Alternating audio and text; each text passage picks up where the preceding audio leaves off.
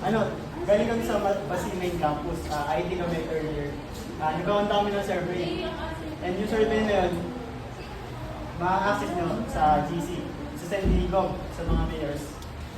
Tapos sisend ng mayor sa GC nyo. And yung form na yun is IT awareness and encouragement. Masasagutan nyo siya ng 5 minutes or more or less. And yun lang.